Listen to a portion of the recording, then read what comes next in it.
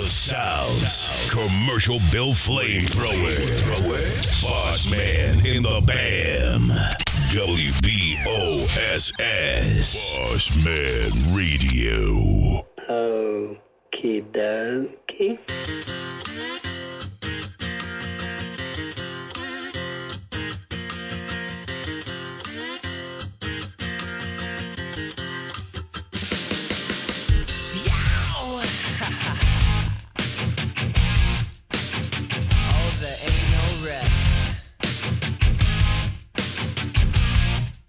Listen up.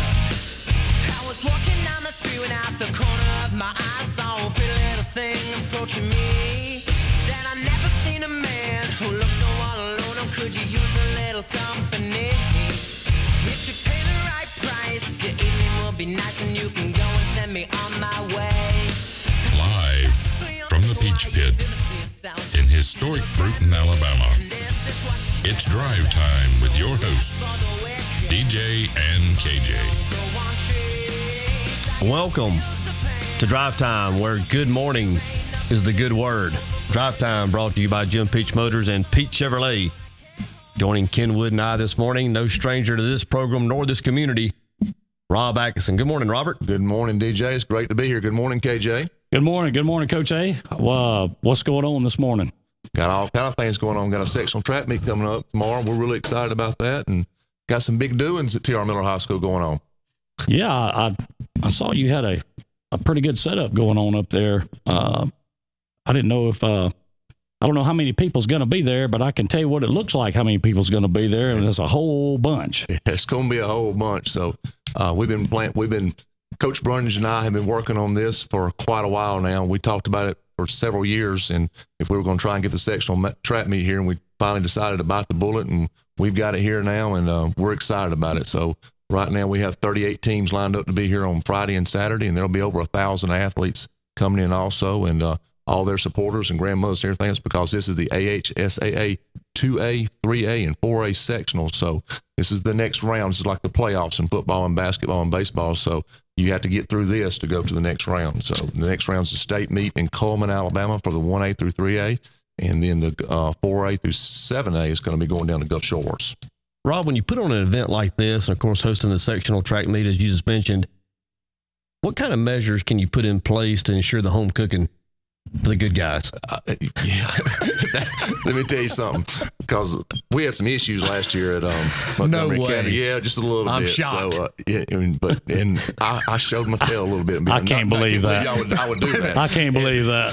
I'm afraid all year long that I'm probably going to take one or two in the next few days. But I've actually done some things to make sure that doesn't happen. We have our officials. We've been working all year long with the same group of guys. They do one thing and one thing only. They've gotten really good at it, so hopefully that's going to go well for us. And I've actually got a meat director, and his name is Mike Daves, come from Bayside Academy. He's going to be good. And then what I'm going to try and do, Eddie and I both are going to try to step aside.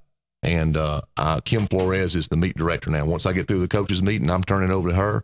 We've teed it up, and she's going to hit out of the ballpark for us. So that gives you the opportunity to focus on our athletes or the T.R. Miller athletes. Number one thing we do now is get kids to state meet. So that's what Coach Brundage and I and Coach Stonick are all trying to do, is get these kids to the state meet. So that's what we're really focused on. Talking about, let's stay with the track meet just for a moment if we can. And of course, you've had a good track season to this point with both your boys and girls team. Who are some of the names that the local folks can hopefully hear about over the weekend? Well, our girls, we have just an outstanding team there, and our boys are really good also. But our girls, Valerie Samuel has really stepped up. She's the sprinter we've not had in a few years, and she's doing an excellent job. She could easily win the 1, the 2, and she could. She's also throwing a shot put, and she could place in just about all 4 of her events. So we're really excited about her. Her sister, Vanessa Samuel's, doing well. Raven Ewing, who's a basketball player, is returning from last year. She's doing some big things for us. Elijah Fountain is we've always had that person like Michaela Harrison a few years back, who was our triple jumper, our long jumper, our high jumper, and then also does the hurdles. So she's doing well. I'll tell you, I've been really impressed with Kelsey Lum this year. She's had a heck of a year. I'm looking for big things out of her. She's a hurdler for us. And Deja Askew, Illyria Smith, who was a basketball player, did not get to play any basketball this year because of a knee injury. And she's number 1 in the shot put in the state. She's probably number 1 or 2 in the state in discus also, and she's also high ranked in the javelin. So big things out of those folks. And our boys side, Darius Webb's a young kid, who's a great athlete. We're looking forward to out of football, basketball, and everything. He is a tremendous athlete, and he's very young for his grade. Also, matter of fact, my son's an 8th grader, and he's actually a little bit younger than my son is, but he's a 9th grader, and he's doing well in the high jump, the long jump. Jalen Walker could just I talk to the kids all the time about you want to have some jingling at the track meet, because they're going, when you're jingling, you're walking around with medals on your neck. And he could win several things in boys track, in the long jump and the triple jump. So we've got some folks that are really strong, and we're looking for big things. Our throwers are doing well right now. So Michael Campbell's doing well. My son Hayden's doing really well in the discus. So it's going to be an exciting time for us. What athlete have you found to do the pole vault this year? We have 3 of them, and all 3 of them are good. Sam LaDuca has just taken off. Coach Brundage does that, and I'm telling you what, he's fun to watch. He's almost at 12 foot now, so he's going to get some points in state. And I don't care what you do with Michael Flores, whether throw the discus or throw the javelin or do pole vault, that son of a gun can do it. He can do anything. All 110 pounds of him. The other day, he was messing around. He said, I'm going to try to throw the discus, coach. And I'll be darned if he throw the discus out a pretty good ways. But he's throwing the javelin 133 feet as far as anybody we got. So he does a heck of a job. And also, Kobe Godwin's come a long way this year. So we have 3 of those. I am disappointed. Our girls, we don't have a girls pole vaulter right now, which is the only thing that when we do all 18 events in a track meet, that's the one we're missing. So we've got to get some girls pole vaulting. How will in terms of advancing to the state tournament or the state meet, is that something you do as an individual or as a team, or is it a combination of both? How does that work out? It is all individual now, and then the way you win a state meet is to get as many people up there as possible. Okay. And it's not necessarily the people that finish first or second. It's accumulating all those 4th and 5th place finishes where you add points up. ACA and the girls is a tremendous team. They won it last year, and we won it the year before that. And it'll take 130 points to beat them this year. The boys team, the Mobile Christian's really good, and also ACA. Both those private schools are bumping up to 4A next year because of the multiplying factors that this AHSA has put on everybody. So that's, you got to have a lot of folks up there. So it's not necessarily a team thing, but once you get everybody up there, you want to compete as a team, to get as many points as possible. Do you have a team, the boys and or the girls, that could compete for that blue map here in a couple of weeks? No doubt. The girls, I will pretty confidently say we'll finish first or second in the state. Okay. So I may be wrong about that, unless something just, you can always have some people getting hurt or something like that. And our boys are in top 5 or 6 in states. We're not as strong as I would like to be in some places, but we're doing really well. I will tell you this, our kids that I've got distance-wise, they're working their tails off, and they work as hard as they possibly can, and that's what I want to see them do. Who do you have running the 109-yard dash? We've been working on it a little bit, but the 109-yard dash is going to be a little more than what I think you're going to think it's going to be. It may not just be all track, DJ. I tell you, when you talk about, I can't wait. I'm just telling you, I cannot wait. I'm just waiting for somebody. I got some in my back pocket for that one. I can't wait. That is I'm like, literally, I've not slept a lot at night as we get closer to this thing, and I can't wait.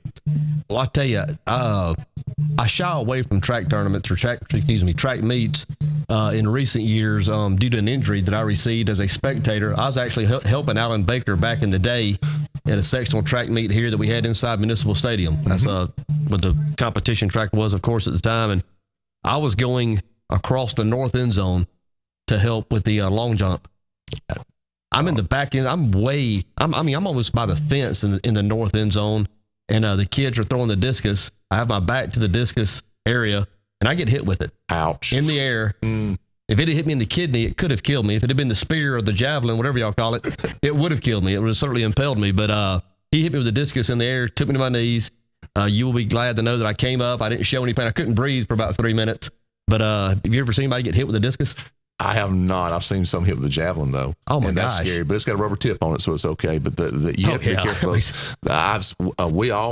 Chris Nobles, we went down to this year to Tate, the first meet, and Chris cut one loose and let it go a little bit early, and there were some people that were way too close to the where it's throwing in. The girl, she dropped just in time. It missed, and I was right behind her. And everybody said duck, and I mean literally, DJ, it missed her head by about 2 inches, and it would have hurt her. Ooh. And there's a kid from Mobile Christian. If he hits you with a discus, it will probably cut you in two.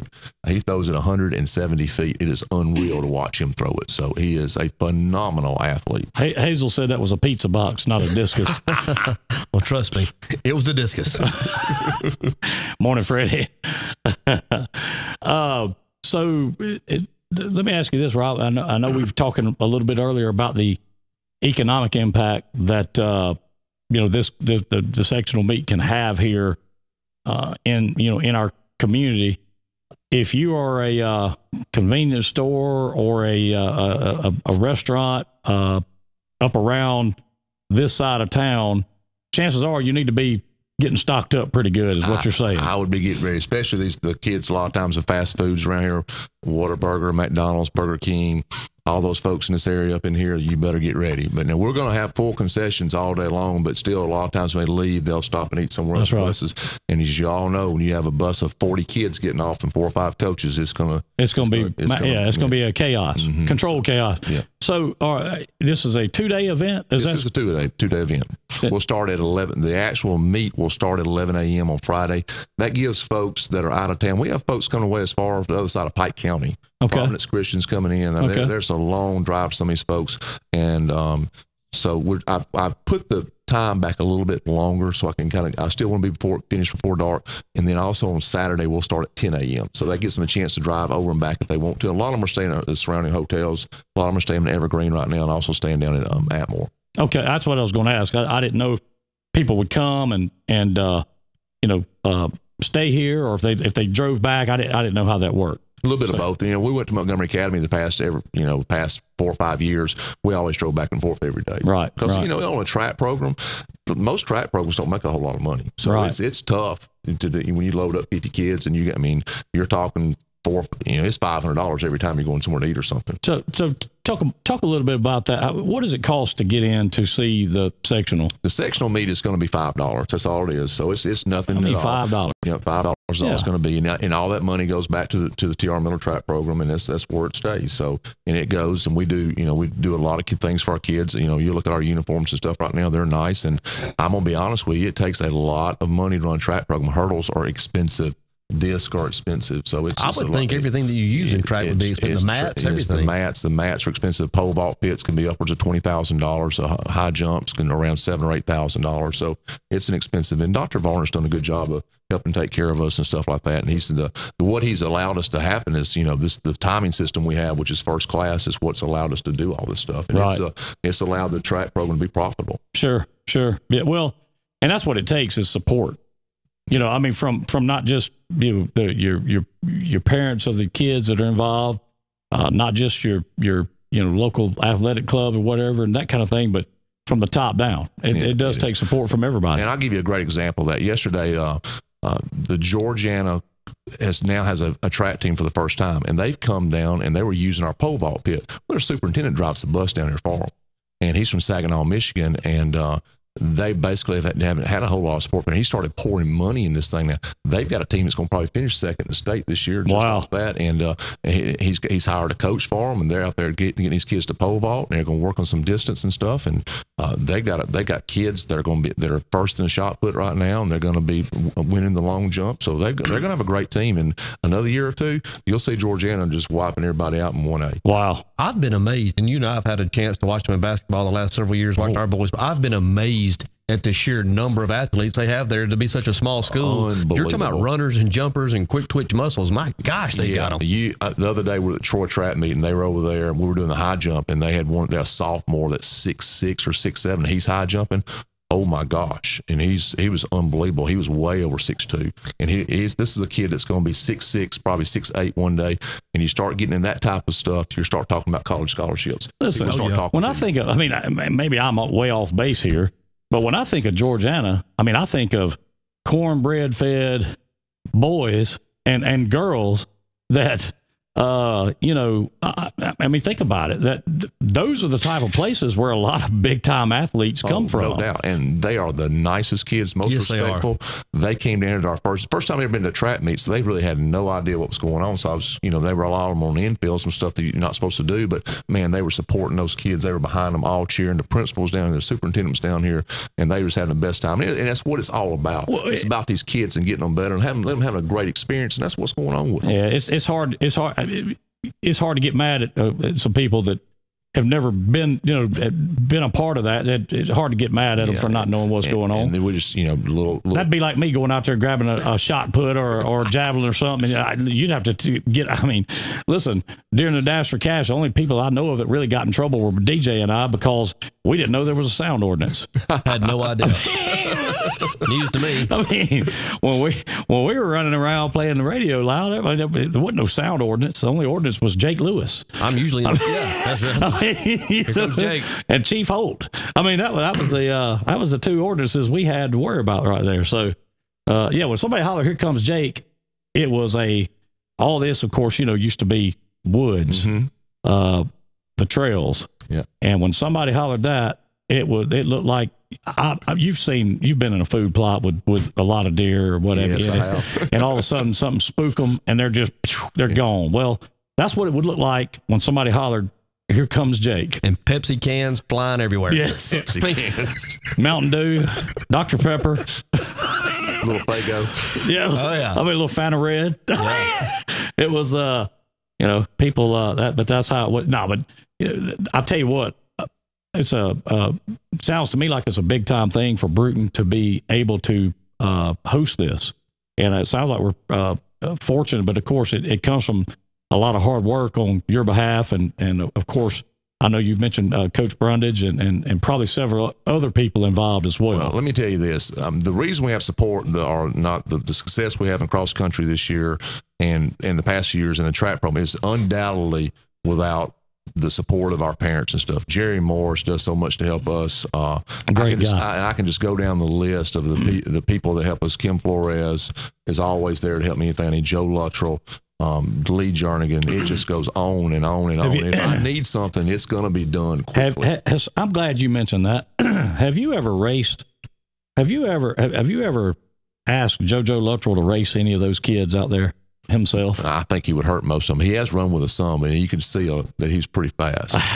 I made a mistake one day when I was running a few years back to actually run with him, and it was not a good experience for me, I can tell you that. DJ, being the consummate historian that he is, and I'm not throwing off on DJ here at all. Let's all be honest. I mean, DJ keeps up with kids and things of what's going on and I'm not just Bruton. I mean, East Bruton, all the areas surrounding us here. And he did not know that JoJo Luttrell was that fast. I did not. And I told him, I said, let me tell you something. Don't ever be standing there and somebody holler fire and think that you're going to catch him on the way out, okay? Because he's going to already be standing over where the firemen are, and you're going to be looking around going, is everybody out of the building? Because that guy can move. I mean, he can. And I think his son, Joe Williams, does pretty good. Well also, he sure does. Now, I think he's more of a distance runner, He's a isn't he? distance runner. He's on a cross-country team, does a really good job. Yeah. Well, I'm going to say this because Rob won't.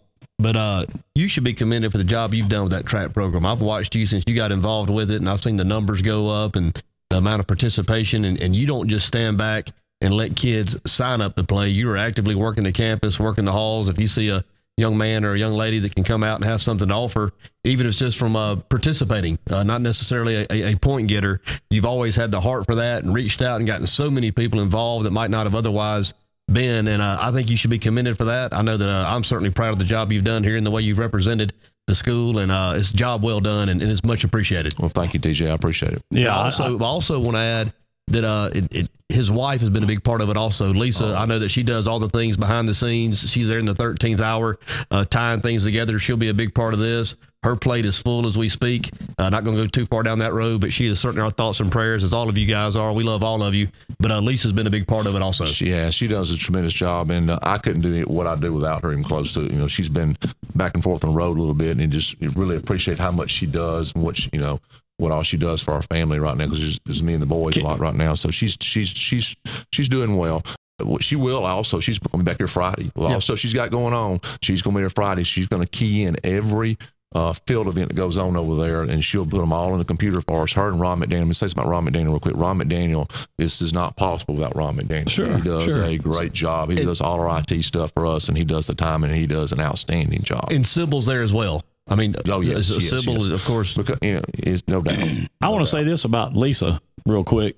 I'll tell you what I was most impressed with, and I don't know, maybe it's just me. I think I'm down. No, I'm back up. No, we're up. I want to tell you what I'm most impressed with Lisa, and I watched it the other night. She put down. She can get in a crawfish way faster than Rob can. Yes. I'm gonna tell you what, that was impressive. And not that I watch people, but you know, a lot of people have trouble with that. I mean, you know, they just do. I mean, it's kind of part of just eating crawfish. I mean, some people don't know how to get in them, and she seemed to have no problem with that whatsoever. Does not bother her a bit. And I tell you what, she'll even bait her own hook when we fish. So hey, she's well, really good. She's a keeper. You can't ask for nothing no better than that at all. So I don't know. This thing says broadcast interrupted. Mine's hot again. Is it? Yep. Okay. Well, let me see if I can do this. I thought you'd said something a little earlier about a biscuit. I did. Okay. And I'm not sure where they're at.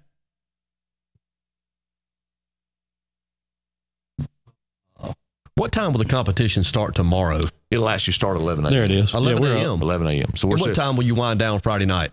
Well, if everything goes well, and it all hinges on that computer. A computer is a great deal. And the timing system it's wonderful if it works. If it doesn't, it's a problem. But hopefully everything's going to work well with it, and should finish up around, I'm guessing 6. A track meet's kind of we do what's called a rolling schedule, kind of like I do the ish here. Yeah. We'll start at 11 a.m. and then it's just going to roll from right there, and we'll keep on going. You know, we start off with a 4x1. It's the first thing up. It's prelims on the first day, and then finals on Saturday. So there's a few finals that are on the first day, and there's a lot of field events going on. So there's six different divisions that you got going on field events at one time. To help you logistically for the local people that want to come out and watch it, where do we need to park? Probably the best place to park, we're going to the parking lot in front of the field house is going to be strictly for handicap parking and bus drop off, and then everything in front of the school will be open for anybody parking. And if you would like to park across, over there behind the old Walmart, that'll be fine also, and then walk through behind the baseball fields, that'll be fine. There's only going to be one gate open. The south end zone of the football field is the only gate that's going to be open where the ticket booth is, right there beside the concession stands. All the tents will be located right there, and then that way the track will be as open as possible. Therefore, we don't have anybody around the track that doesn't need to be, but we've got it bannered off where it's easy to walk, get around, so you can go watch stuff. We want you to get out and actually experience the events and watch these kids compete against each other. But so you can park over in the old Walmart parking lot, walk in there behind the baseball field to get to the gate. You would not have to walk all the way around the campus. All that'll be open through there. Okay, great. How will you incorporate Municipal Stadium in terms of the competition? Is that a warm-up area? Do you actually have events there? Well, we have the concession stands there, obviously, and all the restrooms are right there. And then we're also going to have the javelin's going to be on the football field, and then the tents will also be in that area on the end zone down there. So all the tents, where the kids will come. At a track meet, they're going to be there all day long. So they're going to compete in anywhere from 1 to 4 events. So there's going to be a lot of downtime for the kids. So everybody brings tents, and they kind of hang out and eat and have fellowship and have a good time with each other. Where's the discus going to be? Yeah, we're going to keep you away from that. The discus is going to be on the south end of the track. You'll see the net up out there and everything right beside the high jump down there. You talked about some of your support staff, Ron McDaniel. I know Alan Ash has always been a big help as well. Alan and Dale Ash both. Who is the older person that I see running with your team? Billy Bryant. And Billy Bryant is, I hope to goodness I'm as tough as he is when I'm 70 years old, because is he 70? And he runs 8, and this is no lie. Coach, I ran 8.5 miles today just to start, and he does. And I first saw Billy about 5 years ago, and